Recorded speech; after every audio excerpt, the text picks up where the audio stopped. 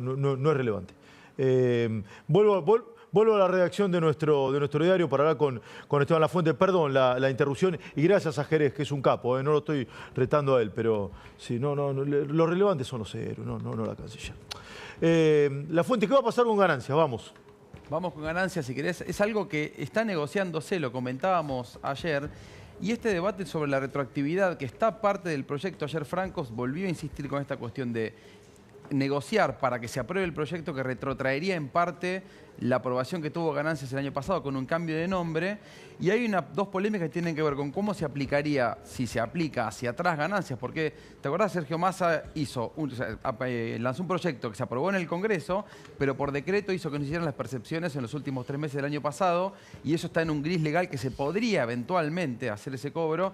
La ley base presentada ahora lo que establece es que se ratifican los decretos y no se cobraría, pero para eso tiene que aprobarse la ley. Lo mismo que hace 2024, el proyecto establece que se recompondría ganancias, pero a partir del mes en el que empieza a regir la ley, es decir que si bien es un impuesto anual, se establecería una deducción especial para que estos meses no queden incluidos. Para la ley, ganancias está en la ley ómnibus. Claro, en realidad en el paquete fiscal que acompaña el debate de ley ómnibus. Que era el punto 4 que había sido excluido por el ministro Caputo en aquel entonces.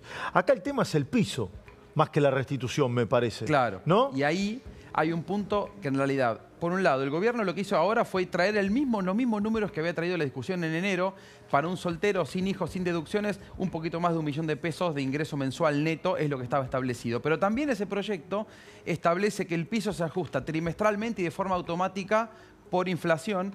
Y si hubiera entrado en vigencia en enero, ajustaba en abril. Con lo cual, si rigen esos números, es de esperar que se ajuste por la inflación pasada. Es decir, que este piso de un poquito más de 1 millón de pesos por mes se ajustaría automáticamente por la inflación de los 2 o 3 meses. Habría que sacar la cuenta bien cómo queda. Y estamos en un 60% de inflación aproximadamente, la fuente. Exacto. Entonces, en ese proceso habría que plantear, si la discusión prospera, estos nuevos números. Son cerca de 2 millones de pesos.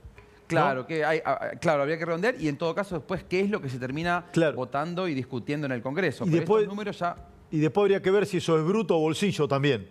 Exacto, porque todo esto se ajustaría, el mínimo no imponible y las escalas sobre las cuales cuentan las alícuotas, los valores se ajustarían todo por inflación para que no pase como en otros años que al no ajustarse esos valores con la inflación creciente terminaba habiendo cada vez más personas que pagan ganancias. Bueno, eso estaba en teoría incluido en la discusión, en el proyecto que va a estar negociándose y que hay que ver cómo avanza para su aprobación en el Congreso. Bueno, muy bien. Yo creo, insisto, lo dije ayer lo dije, sí, creo que lo dije ayer. Me parece que la ley ómnibus, la ley de base, creo que va a salir en diputados, creo que va a ser aprobada en diputados.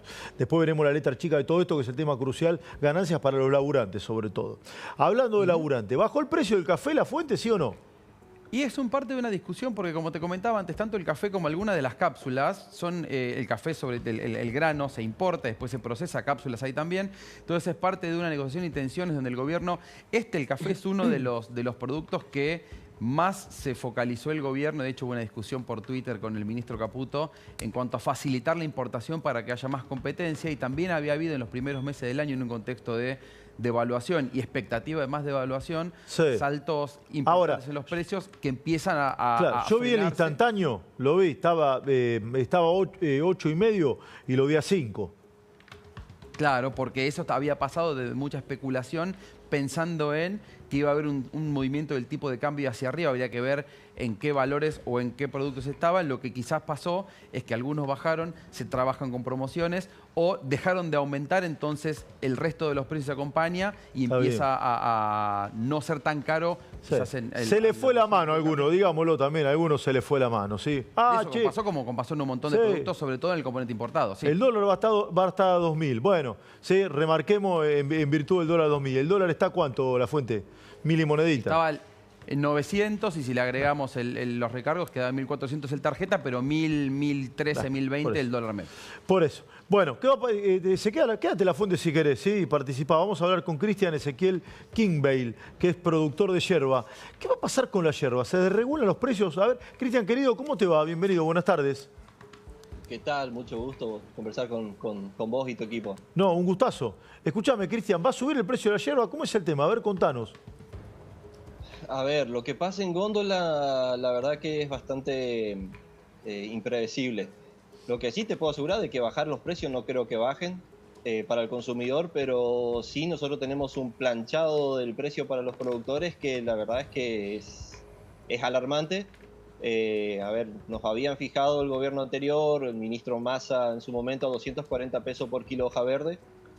Hoy se está pagando 370 más o menos, promedio. Hay una recomposición importante, pero el combustible cuando estábamos en diciembre era 400 pesos y hoy con el último aumento llegó a 1100. Sí. A ver, Cristian, Esteban, contanos qué es el tema básicamente de la desregulación. ¿Cómo va a operar eso, la fuente? En síntesis, había un instituto creado para el sector hace más de 20 años que, entre otras atribuciones, lo que hacía era determinar precios mínimos de referencia para el sector que pagaban las empresas a los productores de yerba, y lo que se busca, lo que empieza a regir a partir de este mes, es que se elimine esa barrera. Entonces no hay precio mínimo en el sector y esto puede generar, como comentaba recién, movimientos tanto para los productores como para las industrias que procesan la yerba y después se traslada al precio de venta. De corto plazo es muy temprano como para analizar una evolución. ¿El instituto eso se financiaba con un impuesto, cierto o no? Claro, porque como pasa con otros elementos del sector, que además de esta atribución del precio mínimo, hace tareas de seguimiento, control, promoción, todo lo que tiene que ver con la actividad puntualmente del sector, pero que desde el 10 de diciembre tampoco tenía autoridades, es decir, que tampoco estaba funcionando. Pero toda esa promoción la pagaban todos los argentinos, a través de un impuesto, ¿o no? Claro, con impuestos o tasas o alícuotas. Una tasa a la estampilla que aparecen, que tienen todos los paquetes. Claro, sí, hay una estampilla que tiene todos los paquetes, con eso se financiaba el instituto.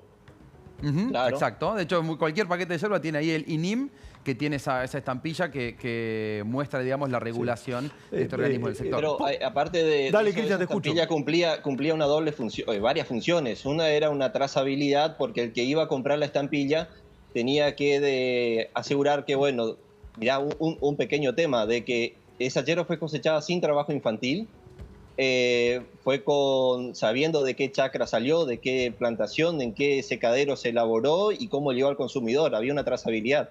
Si hoy perdemos eso, el consumidor no sabe de dónde está consumiendo, de dónde viene la yerba que está consumiendo. Y ni hablar de ahora con la liberación de la importación de yerba, que entra yerba molida. Pará, disculpame, Cristian, yo compro, como todos los argentinos, yo no sé dónde viene la yerba que estoy comprando.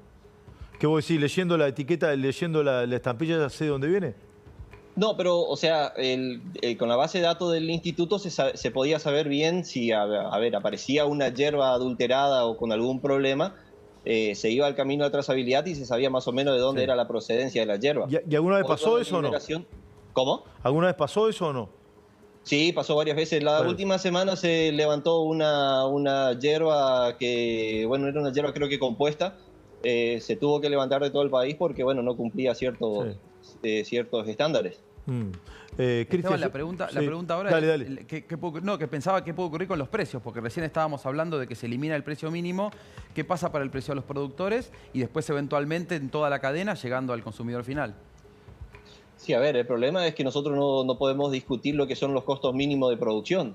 Hoy por hoy nos están pagando por un costo por debajo de lo que nos cuesta producir y mantener la plantación y todo lo que eso significa. Pero un tema que a nosotros realmente nos preocupa es la libertad de la importación de yerba. Está entrando yerba molida de Brasil y Paraguay, que termina en paquetes que dice que industria argentina, pero en realidad lo que está dentro del paquete, dentro del packaging, probablemente el consumidor esté consumiendo lo que no lo producimos nosotros. Y ahí estamos preocupados porque no sabemos si esa yerba está realmente en las condiciones que debe ser, porque sabíamos que los vecinos países productores tenían un par de veces problemas con exceso de metales pesados, por ejemplo, dentro de la yerba. O sea, podemos intoxicar a alguien y con yerba que dice industria argentina, pero no es nuestra producción. Bien. Y también perdimos la trazabilidad, que no sabemos después bien si la yerba vino de Brasil, vino de Paraguay o realmente es una producción nuestra, ¿no? Cristian, gustazo enorme hablar contigo. Gracias de verdad. Cristian Ezequiel Kinbale, sí, productor de yerba. Gracias a La Fuente. Un fenómeno usted, como siempre.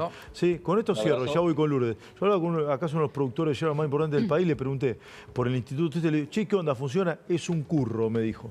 Es el instituto que presentó justamente una demanda contra el gobierno por el DNU 7023. Claro, exactamente, porque lo desfinanciaron. Lo desfinanciaron, pero lo pagamos todos nosotros, todos los consumidores. Bueno, muy bien. Dame la imagen de este chico.